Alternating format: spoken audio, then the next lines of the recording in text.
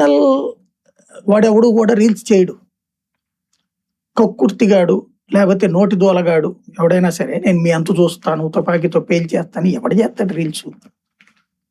ఉడుగుమోత్తనంతో, పిల్లతనంతో, పిల్ల చేష్టలు. పిల్ల చేష్టలు ఉన్నోడు అది. పిల్ల చేష్టలు ఉన్నోడు దౌర్జన్యం చెయ్యొచ్చా? చేయకూడదు. వాళ్ళకి ఎట్లాంటి ట్రీట్మెంట్ ఇవ్వాలి?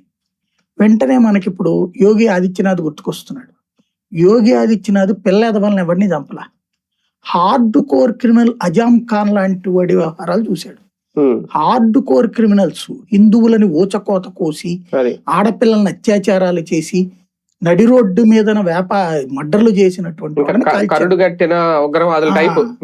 మిగిలిన వాళ్ళని ప్రజల ఎదుట శిక్షించారు. ప్రజల ఎదుట నడుములకి తాళ్లు కట్టి తన్నారు, జరిగింది. ఇతను కూడా అట్ట చెయ్యి, తప్పులేదు. మొత్తం సమాజం యాక్సెప్ట్ చేస్తుంది.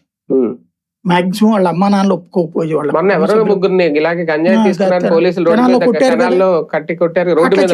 తప్పేం లేదు. నేను అంటుంది నువ్వు ఇక్కడ కూడా ఇతని వ్యవహారంలో ఓకే పోనీ ఇతని 25 కేసులు ఉన్నాయి, అందులో 23 కొట్టేశారు, 2 కేసులు ఏమో ఉన్నాయట.